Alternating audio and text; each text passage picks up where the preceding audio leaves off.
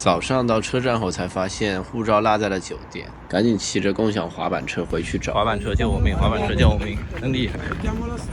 我赶上了，你信？这辆车相对比昨天那个靠谱一点，但是还是延迟了20分钟到达。现在还在路上，应该快了，差不多20分钟。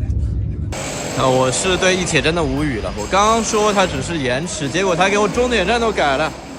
我就没有住在主岛上，我是住在主岛外的第一站，然后他直接给我终点站就改到主岛上来了。我现在就过了那座单独的那座水路桥，我真的无语。这个小哥要跟我去相同的地点，所以我现在跟他一起走。他也无语了，他也不知道为什么终点会改。哇哦，漂亮倒是真的蛮漂亮的，只可惜真的很气派。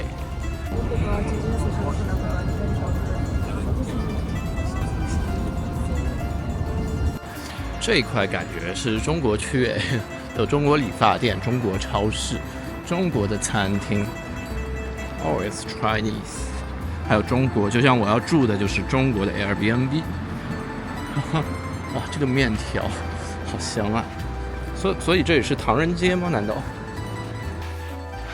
不好意思，麻烦。那为什么它那个终点会随意改啊？那你终点前一站就是这个没有，他没停，他就直接开到那边去了，而且也没有发什么邮件告诉我。这样子啊？对，我也是第一次碰到，但有可能有些经常这边车会晚点啊。晚点很正常，我昨天那个车晚点了4个小时呢。哦，天哪，终于到了我住的地方。这个房间其实还可以，不算大，但是也蛮齐全的，都有了，甚至有洗屁股的。OK， 那我就开始我的威尼斯之旅。因为这附近都是中餐，然后我就点了超多炸鸡饭，感觉味道会不错。刚才我不是在吃饭嘛，然后有一个黑人突然进来，然后推销东西，碰了碰我。那我说我听不懂嘛，他说意大利语。那旁边一桌是一桌中国人，好像在同学聚会，就已经是很早以前的学生时代吧。然后他们就是在本地住，和黑人那个激情对线，我操！看得我热血沸腾，就饭都不吃了，开始吃瓜。看他们在说什么，反正我也听不懂啊。就是当时反正中国人他们讲意大利语好像还挺溜的，然后就各种调侃他什么的之类的。然后旁边中国人还在劝他说：“你不要再说了什么什么。”因为这个地方就是说是黑人街区，不是，就是这黑人特别多了。反正意大利现在都是这样，小路上超级多。然后就说不要再让他那个了。对。The next morning， 哎呦，大伙早上好！现在是当地时间的9点3刻吧，差不多10点。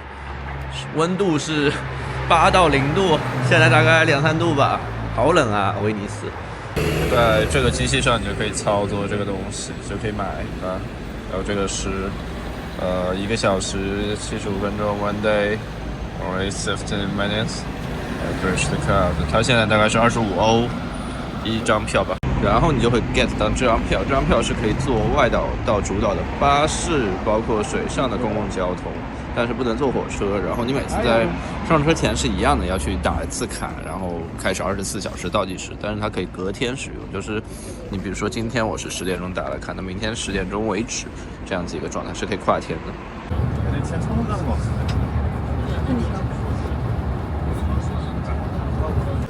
只用10多分钟，它就到主岛了，就一座桥，很快的。他们说如果周末来威尼斯呢，因为威尼斯游客真的很多，所以你可能会坐不上公共船，所以我不知道，所以今天我来看一下。哦，这是一个比较大的码头，有很多线路，但我不确定，我看一下。我要去 B， 然后是6号站台。B 不在这边 ，B 应该是在前面。我觉得水其实不算是很干净，它有点偏绿色，有点蓝绿色的那种色调。但这些船和这些木桩就是码头，觉得还是挺悠闲、很舒服的一种感觉。毕竟是水城嘛。其实我一开始不应该是这个线路，就是我应该不走米兰，我是从希腊应该先飞罗马的。但我为什么会改到这里呢？是因为双年展。威尼斯双年展大家应该都听到过，我来这威尼斯就是特地为了双年展，还有没几天它就要闭馆，刚好赶上最后2、3天。就如果我飞罗马再过来的话，就是来不及的，所以我果断的改到了那个，因为我本来想去一趟瑞士嘛，那我不走回头路的性格来说，我其实应该会，就是罗马，然后一直北上到瑞士以后再飞到西班牙，但我这次会。就是不去瑞士以后呢，那我果断就开始飞米兰。本来是赶不上威尼斯双年展的，这次赶上了，我觉得运气超级好的，因为我一直很想来看一看威尼斯双年展，作为全球最大的当代艺术双年展来说，对，因为在上海我每年不是每年，就是可能隔年会去 PSA 看那个上海双年展嘛。上海双年展的质量这几年其实没有以前的好，不过也还不错，选题比较多元化一点吧。那我们来看看全球最大的多元展。这么看感觉没有什么人哎，就是我要坐的 B 号码头。他们好像都在前面上去吧，这边就反而没有人。那我很顺利啊，没有他们小红书上说的那种根本坐不上公共船的。小红书说话现在就是很两极化嘛，就网络上的两极管真的是很多了。当然也包括他可能需要流量，有特地这么去说话的方式吧。我说打卡的机子就是这样的机子，在公车上和巴士站台，就水上巴士站台都有。不过似乎队伍还是要早排，大家都排在这里等那个船。如果你晚点出来的话，可能真的会上不了船。满满当当，上下船舱，还押韵了，真的很挤，但是上来了。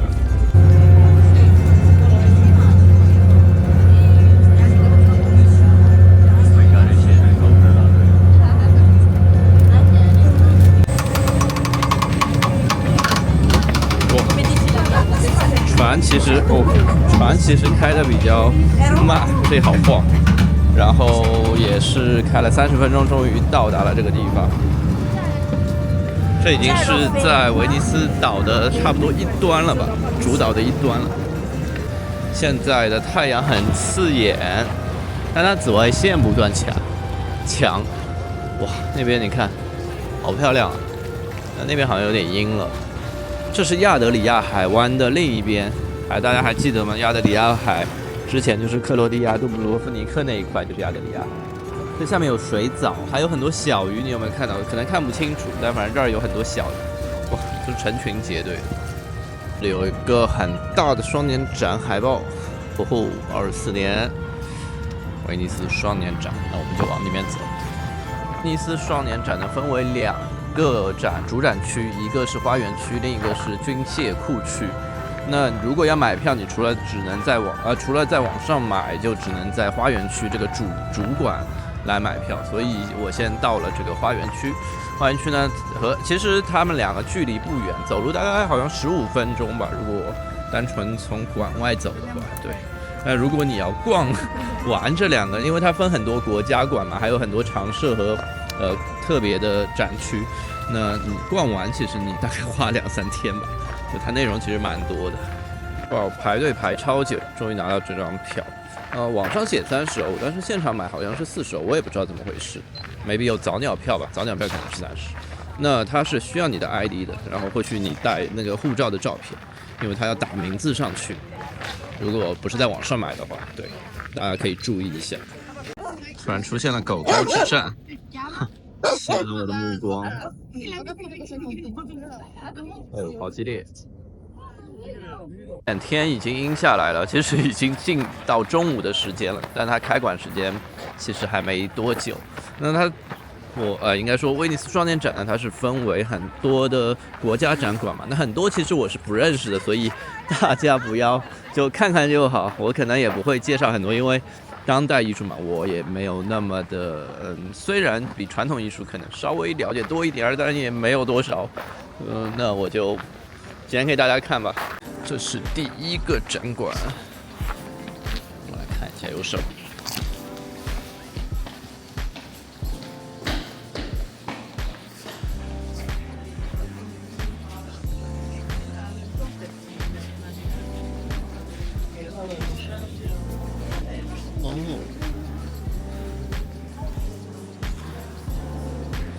好大型的装置啊！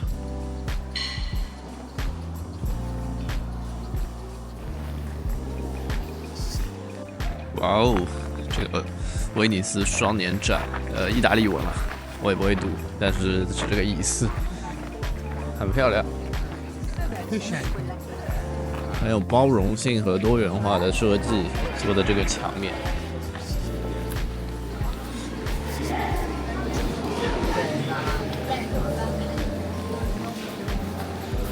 那我们来看看有些什么。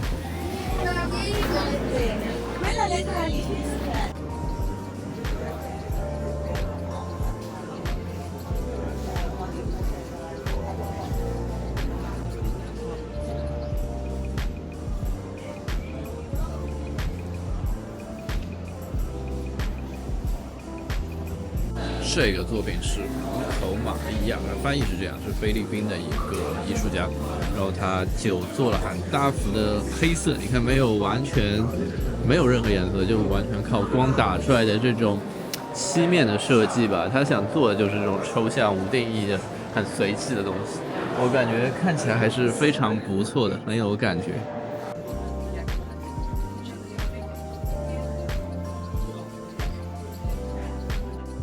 其中我特别喜欢 Arif Reels 的沙漠和艾库伯的亚马逊系列作品，这几幅是他凭借对亚马逊景观丰富知识的反思，努亚人世界观奠定的基础来展现的一系列关于森林、自然、活泼和生物的一系列画作，然后我觉得非常的漂亮，颜色运用的也很到位。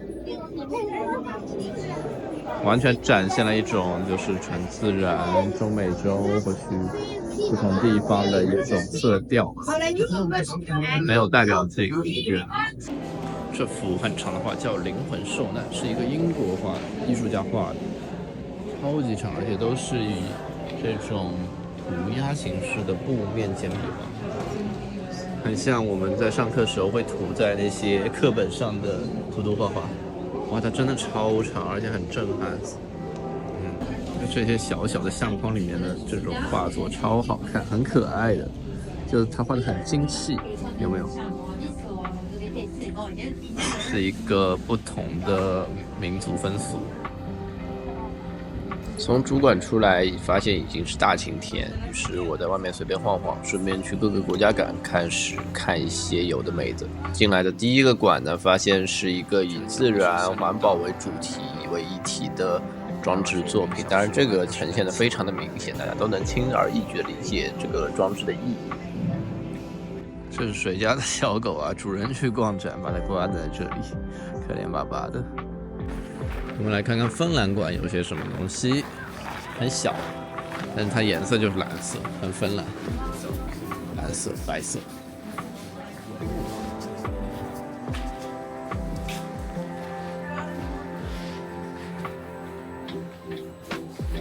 这个是法国馆，法国馆还是把立面做得很浪漫，颜色也很漂亮。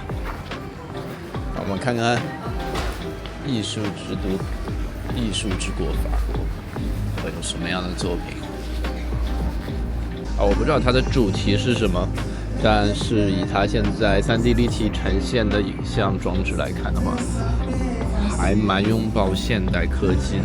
这应该是法国未来想展现的自己的一些东西，因为法国它传统的艺术已经足够多了，所以他很想展现一些，比如说跟现时代接轨的高科技啊、AI 啊这方面的作品嘛。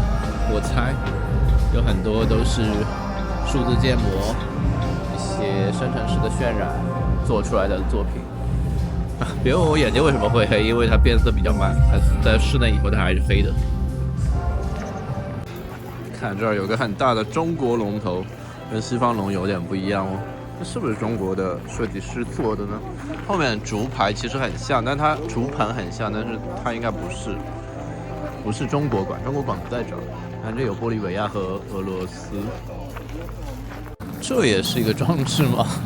我不知道。现在进入这个园区以后，感觉什么东西都可能是个装置艺术作品。但这个土坡还放在那边挺自然的，不知道为什么。天哪的！哎，我发现我走过了，我要去澳大利亚馆 AU， 就在旁边。但是我刚才走过来的时候怎么没有看到呢？是最大想去看的2个馆，应该说3个馆吧，一个是澳大利亚馆，一个是德国馆。德国馆因为它有一些行为艺术作品在那边表演，它是按时间段的，所以现在应该可以看得到。等会儿我们就可以走到德国馆去，就在旁边。那还有一个就是日本馆，日本馆单纯是想看看他们会做出什么样的东西而已。为什么没有中国馆？是因为，很难评了，大家自己去搜一下吧。中国馆都展出了什么东西？如果它不是以国家，就国家馆呈现在这里，就需要有这个大国的，就多元化的那种交流。我都觉得中国馆的这个东西适合出现在威尼斯双年展吗？哦，果然好看的馆就是要排队，大家都在这里排队。这是澳洲馆，那我就在这儿等着吧。因为这次澳洲馆里面的装置很多是由白纸制成的，所以工作人员提醒我们进去的时候千万不要弄脏弄乱那些纸制品。威尼斯双年展金狮奖就是这个澳大利亚馆。这些呢都是医学报告，就死亡医学报告。大家知道，就是澳大利亚，它其实早年是一个很多欧美，应该说欧洲囚犯被流放到这边，再加上一些成为原住民的一部分吧，一大部分其实都是，所以他们一直说澳大利亚是一个囚犯国家嘛。对，然后你看这些名字，这些医学报告，就是怎么说呢？就是一种历史的记忆吧，也算是纪念这些人。他们虽然当年可能很多是流放或许怎么样的身份来到这边，但是对澳大利亚做出的贡献啊，大家都还是记在心里。就确实是做出为现代的澳大利亚做出了很大的贡献吧，我觉得。中国馆的旁边就是日本馆，刚才没看到，那现在就走到这边来。我看看日本做了什么东西啊，一个很可爱的装置，这是什么马桶塞？哦，是喇叭 ，sorry， 是音像装置啊，确实是日本很擅长做的东西。我在日本看展览的时候，经常有看到他们用一些装置去操控出来造成的一些声音效果。还是蛮有共鸣的，因为声音它其实作为比如说视觉声音、五感中，声音我觉得也是非常重要，不然就不会产生音乐这个东西了嘛。它是非常的让人可以有一种融入其中的氛围感。这儿大概就是展现这个意思吧。哇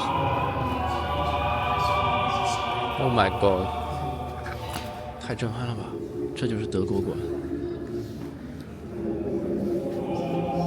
这一届威尼斯双年展上，德国馆以门槛为主题，汇集了6位艺术家，他们的作品探讨了当今社会的各种门槛。这些门槛是隐性的，反映了在不确定性和危机中对过去和未来的审视，以及对地域构建的思考。除外，展览还关注了很多像移民背景、社会身份的议题，还强调多元化、跨文化。当然，这是老生常谈的话题。还是可以往上走哦。来看看有什么。就是有雾气打出来以后呢，这个光效果在这边就完全变得了各种丁达尔效应，超爱这种很迷幻的那种感觉。我以前在拍一些平面摄影作品的时候，也经常用烟饼这个道具，因为我觉得丁达尔效应和一些漫反射是真的很漂亮。看这些道具，它有没有很像一个哇？再加上这个音效，有没有很像一个寂静岭的场景？天哪！我一定要拍点照片，这也太帅了。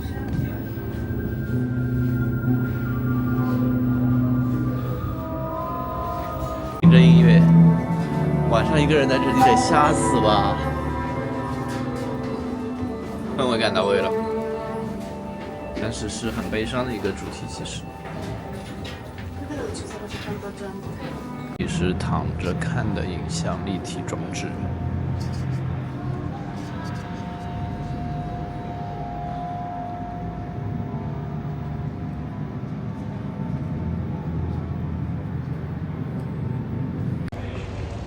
韩国馆小小的一个，它里面的展品也不是很多。墙上的那个呢，介绍也是写的很官方。好的，看到韩国馆跟中国馆一样啦，我就放心了。而且有一个现象，就是欧洲这边有很多学生、学校组织，小朋友就很小的朋友来威尼斯双年展也好，就不同的美术馆去见学，去了解艺术啊这种方面的社会活动，我觉得就很好啊。中国我感觉很少吧，我不知道，反正我们的时候包括后面2代，现在我不知道他们会怎么样，很少有这种活动吧。我觉得这种就是完全一种好的艺术氛围啊，但是一定要有一个正确的引导，就让大家能怎么说呢？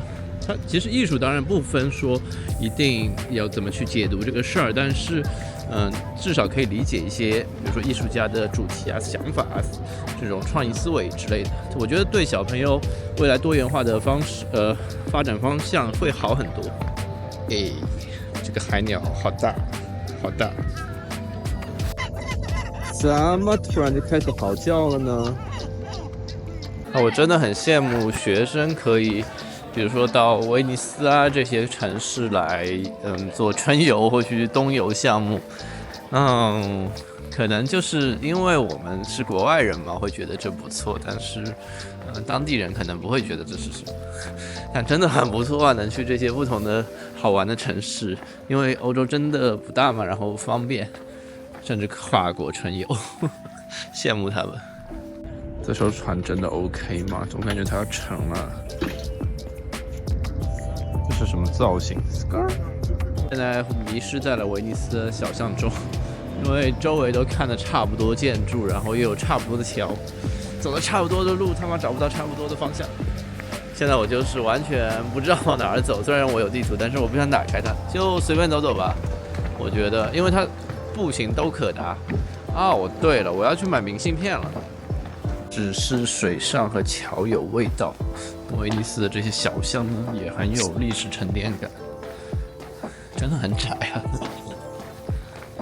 就看前面那个大叔，他穿着风衣，戴着这种宽檐帽，还叼着个烟斗，超有感觉的。他也是刚从那个威尼斯双年展出来，在这种店铺里面喝个咖啡，不知道是什么感觉。我后面那个桥上有个黑哥卖包，就是你看到了吗？就是我们在小红书上看到那种，一提就走的那种，很多名牌包放在一个摊子上，真的无敌耶！好想拍一下。走着突然发现后面是叹息桥，大家看，丢，叹息桥，还有学院桥。还有好几座桥，忘记什么名字了。那因为威尼斯就是水上城市嘛，那当然除了这种贡多拉或许水上公共交通以外，就需要有很多桥来串联这一部各个板块的陆地吧。突然发现有个兄弟站在这上面，我还没发现，不太明显。你在这儿干嘛呢？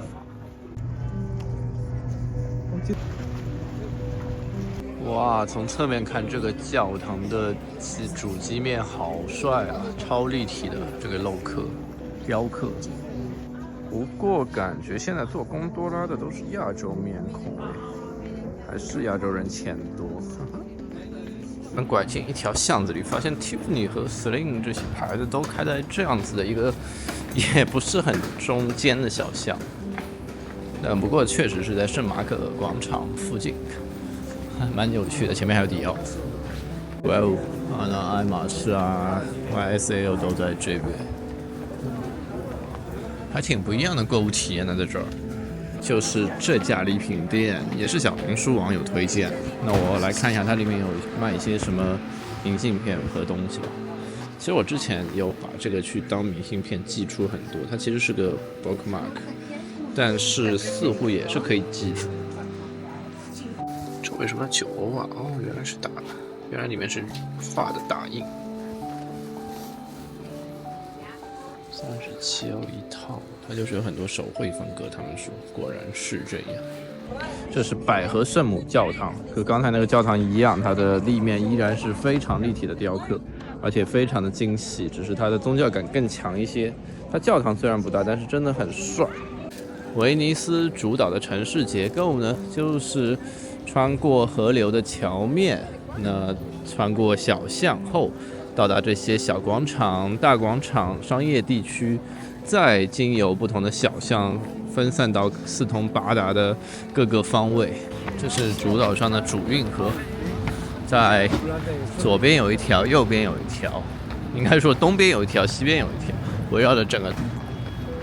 这水面明显就比刚才的要宽很多，也可以行驶一些比较大型的船只了。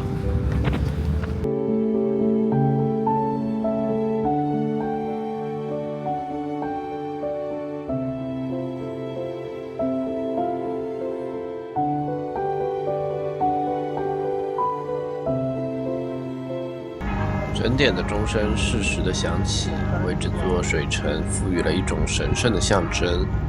而这个场景就是大家经常看到威尼斯的那一幕。而我现在脚下站的这座桥呢，就叫学院桥。学院桥是一座木质为主基调的桥梁，那它横穿在这个主运河之上，你在两边都可以看到非常漂亮的景色。哦，我是真的没想到，他们的打卡地点其实就在这儿。我一般呢都不买Day Pass 的这种交通卡的，因为我觉得其实走走就可以走到。那今天因为买了 Day Pass， 我就很想把它做回本。我看看，我再坐一趟船吧，因为这个船单趟是9.5欧元，2趟差不多可以回本。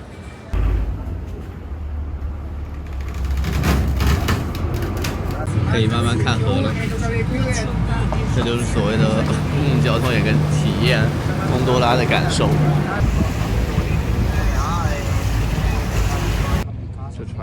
在船行驶的10几分钟里，我们不断经过一个个历史名迹，有叫得出名字的桥梁、沿岸的教堂，也有各种水上的活动。现在朝我们迎面而来的是亚里托桥。刚才没有注意，后面这座桥就是赤足桥，我们已经经过了它。但感觉赤足桥确实没有学院桥更漂亮。在这儿呢，也有个天主教堂，顶上是窗户，还以为破了一个洞。而在这些每个地标周围呢，它都会有一站。刚才的学院桥，这里的亚里托桥，下面还有什么叫乳房桥？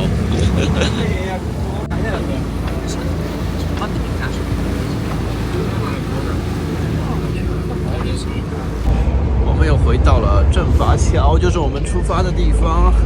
那今天的威尼斯之行就到此结束。我们我老实说，我们代入感还蛮强的哦。我要回酒店了 ，Bye everybody。今天点的是一个超素菜麻婆豆腐，竟然是素炒年糕，它这儿叫，我好久没吃到年糕。昨天买的这个蛋糕超好吃，它里面有点柠檬干，那今天再买一点。